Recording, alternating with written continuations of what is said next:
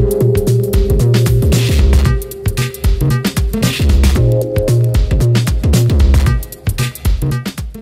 teman-teman semua, di video kali ini saya akan sharing bagaimana saya mengelola income saya yang di bawah 10 juta dan bisa menjadi miliaran selama 3 tahunan. Tapi sebelum itu, saya ingin memperkenalkan diri terlebih dahulu, karena ada pepatah yang mengatakan, tak kenal maka tak sayang. Perkenalkan, nama saya Tommy. Nah, sebenarnya saya juga dari keluarga yang biasa-biasa saja. Saya juga aslinya bukan orang Jakarta, tapi saya aslinya dari daerah gitu ya, di mana daerah ini namanya US, ya, United Singkawang. Nah, terus bagaimana background keluarga dan pendidikan saya gitu ya. Sebenarnya saya dari keluarga yang biasa-biasa saja, bahkan orang tua saya pun cerai ya gitu ya, pisah dari waktu saya SMP gitu. Terus selama saya sekolah, saya cuma tamatan S3 gitu teman-teman. S3 di sini adalah SD, SMP, sama SMK gitu. Nah setelah lulus sekolah, saya sebenarnya pengen banget kuliah di Jakarta, sama seperti teman-teman saya yang bisa kuliah di Jakarta, kita juga ngerasa pasti pengen dong buat kuliah di Jakarta. Nah, tapi karena ekonomi keluarga yang nggak mampu, akhirnya saya jadinya kuliah di Singkawang gitu ya. Kuliah di Singkawang ternyata nggak seenak apa yang saya bayangkan gitu ya, karena kita harus kuliah sambil waktu itu saya sempat kerja gitu ya. Karena saya merasa kehidupannya begitu aja, nggak ada yang bisa saya pikir kalau saya kuliah sampai tamat, terus saya mau kerja apa gitu. Bukan berarti kuliah nggak bagus ya teman-teman ya. Karena waktu itu memang ada faktor lingkungan, saya melihat teman-teman saya yang banyak kerja di luar negeri, saya lihat penghasilannya cukup tinggi, saya juga tertarik gitu. Akhirnya saya coba apply, singkat cerita selama 3 kali ditolak, akhirnya saya malah ke Jakarta dan bisa ikut kerja dengan Bro Putra gitu ya. Nah, dulu saya punya mindset adalah saya pengen kerja kalau bisa dengan gaji yang paling tinggi gitu, meskipun mau kerja kasar yang sempat saya ceritain untuk ke luar negeri gitu ya, meskipun kerjanya cuma jadi DJ ya. DJ di sini adalah cuci piring gitu ya. Saya lihat teman-teman saya bisa punya income sekitar 20-30 juta. Saya mikir lumayan banget nih, ketika saya punya gaji yang setinggi itu, saya bisa kirim buat orang tua saya yang di kampung, terus saya bisa untuk nabung mungkin one day saya bisa buat beli rumah, terus atau buat saya biaya nikah segala macam gitu. Ternyata singkat cerita nggak tercapai keinginan itu.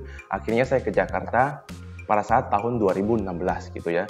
Saya cerita sama Bro Tony perjalanan saya selama waktu itu ditolak menjadi ke luar negeri dan sempat menjadi agen insurance selama 6 bulan pun saya nggak closing satu pun gitu ya. Saya sempat sedih banget, kenapa sih hidup saya begini ya gitu ya, mau jadi apa nggak bisa, mau jadi ini nggak sukses gitu ya. Akhirnya saya lihat Bro Tony waktu itu mindsetnya, dia cerita ke saya kalau bro, kalau lu mau kerja itu nggak harus dengan gaji yang tinggi gitu, tapi yang penting lu punya mindset udah benar, dan kalau bisa kita investasi. Saya juga heran waktu itu melihat brother saya Tony itu udah beda banget gitu. Akhirnya saya tertarik untuk ikut kerja juga dengan Bro Putra gitu ya, Bro Andika Sutoro Putra. Nah, singkat cerita, awal saya kerja dengan beliau adalah saya kerja sebagai asistennya gitu. Semuanya saya kerjain, dari adminnya, dari disuruh analisa saham dari A sampai Z. Itulah awal saya tahu bagaimana saya bisa ikut investasi di pasar saham gitu. Bro Putra selalu menekankan bahwa saya harus punya goal gitu. Nah, dari dulu saya nggak sempat kepikiran gitu ya, harus punya goal, mau pengen mencapai apa sih di 5 tahun kemudian gitu, mau jadi apa sih di 10 tahun kemudian. Akhirnya saya tulis semuanya, saya catat, bahkan saya sampai tempel di kamar saya gitu ya. Jadi setiap hari saya bisa melihat apa sih yang mau saya capai dan kejar gitu. Ternyata singkat cerita, saya juga disuruh untuk mengolah keuangan saya gitu, dimana waktu itu saya kerja dengan gaji di bawah 10 juta. Bahkan saya disuruh untuk investasi, kalau bisa lu jangan ini gitu, bedakan mana keinginan dan mana kebutuhan gitu ya. Saya pun baru sadar waktu itu disuruh baca buku, belajar banyak banget di seminar gitu ya. Dan saya baru tahu gimana sih perbedaan saya ketika saya punya uang diinvestasikan, ketika lihat uang saya tumbuh, dan berbedanya dengan kalau saya cuma ditabung gitu ya. Saya melihat potensi di pasar saham ini luar biasa gitu. Ketika saya ikut kerja, saya langsung ikut invest dengan modal awal 10 juta rupiah. Pada saat itu, saya juga punya income, tiap bulan saya sisihkan untuk investasi. Simpel aja teman-teman, ketika saya misalnya punya gaji 10 juta, saya langsung potong 30% untuk diinvestasikan. Berarti 3 juta dong. Nah, 3 juta saya tiap bulan diinvestasikan, ternyata bagi saya masih ada sisa gitu. Masih ada sisa, saya lanjut lagi untuk invest, tambahkan portofolio saya ke saham lagi, menjadi 50%. Waktu itu saya sudah komit dengan si Tony ya, untuk tambahkan 50%. Tapi setelah itu, kita melihat ada potensi market yang luar biasa. Kalau teman-teman tahu, di tahun 2015 itu IHSG sempat crash ya, sempat crash. Waktu itu dia punya IHSG turun sampai 20%. Nah, saya di tahun 2016 dan 2017 IHSG naik cukup signifikan gitu. Di mana-mana saham banyak yang naik, dan saham-saham yang saya invest salah satunya adalah saham Indakiat, itu naik sampai 700%. Wah, itu kita sempat portofolio kita yang jackpot itu adalah salah satunya di NKP gitu ya. Akhirnya selama saya mengelola keuangan saya bisa mencapai aset miliaran dalam 3 tahunan gitu, dan bisa membeli mobil pertama di tahun 2019 gitu. Nah, terus bagaimana sih pelajaran yang paling penting selama saya invest gitu? Yang pertama menurut saya adalah kita harus punya mentor gitu. Kita harus pelajarin dulu di investasi ini bagaimana sih cara kerja invest di pasar saham gitu. Apa sih risk dan reward yang akan terjadi gitu ya. Nah, saya bersyukur saya bisa ikut kerja dengan Bro Putra, saya bisa dengan Bro Tony juga, karena saya punya mentor dan lingkungan yang menurut saya sangat positif gitu ya. Ketika saya bingung, saya bisa bertanya, saya juga disuruh baca buku segala macam gitu ya. Sampai saya bisa merasa kalau saya tarik mundur nih 5 tahun yang lalu, kalau disuruh untuk ke luar negeri lagi, misalnya kerja dengan gaji 30 juta, mungkin saya udah memilih lebih baik kerja di sini. Meskipun gaji saya sampai hari ini nggak sampai 30 juta gitu ya. Tapi total aset saya sudah bisa mencapai miliaran. Kenapa? Kalau saya cuma kerja aja, nggak mungkin bisa sampai hari ini. Yang pastinya saya bisa sampai hari ini karena adalah saya melakukan investasi di pasar saham gitu ya. Terus bagaimana sih hobi saya gitu, apa yang saya suka dari sebelumnya sampai sekarang. Nah, sebenarnya hobi saya ini adalah olahraga gitu ya. Saya sangat suka dengan olahraga. Dan bahkan ketika saya invest di pasar saham, saya merasa ada satu kesamaan antara olahraga sama investasi gitu. Kalau kayak nge-gym gitu ya. Saya merasa satu kesamaannya adalah kita harus sama-sama konsisten gitu, atau komitmen.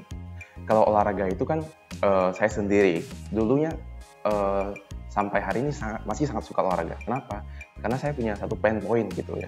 Waktu saya kecil, pas saya SMP sampai SMK, itu badan saya itu gemuk gitu, gemuk dan agak pendek gitu ya. Nanti kita lihat fotonya di sini nih.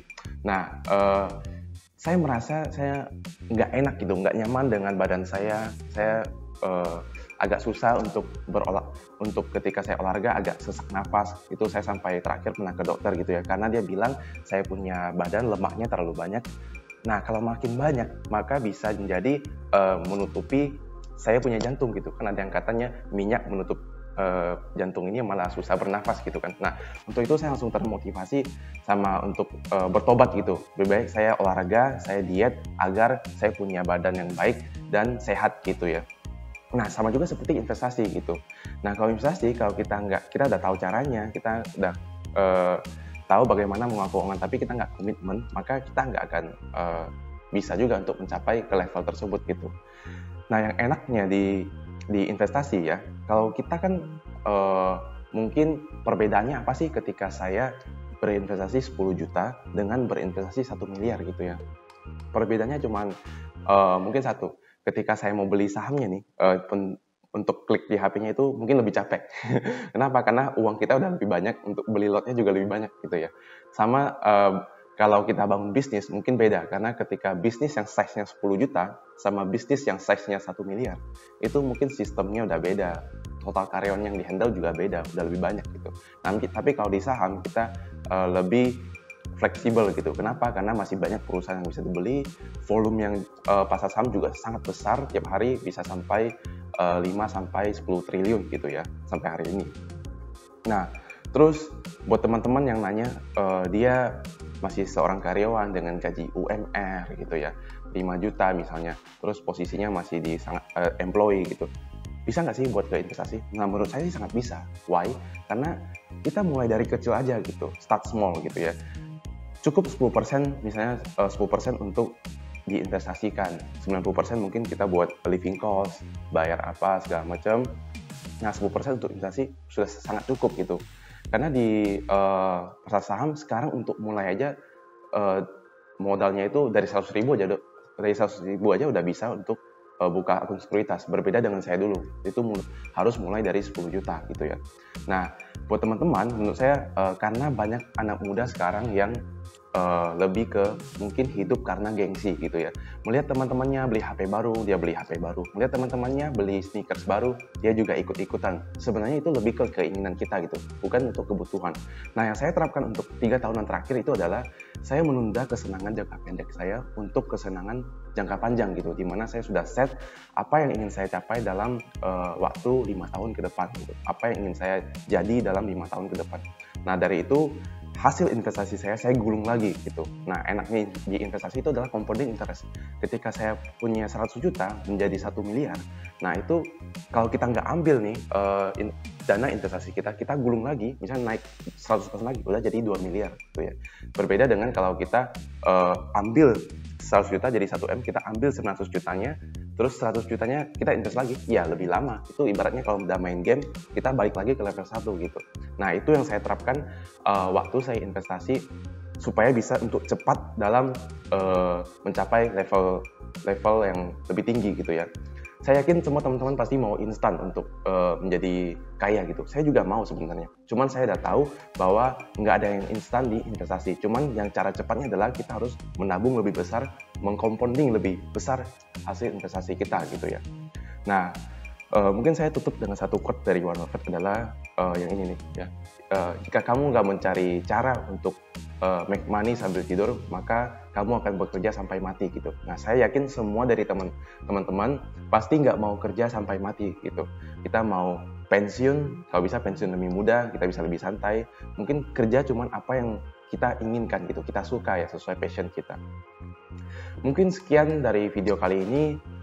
Semoga bermanfaat. Saya ucapkan salam sehat dan tambah kaya. Thank you.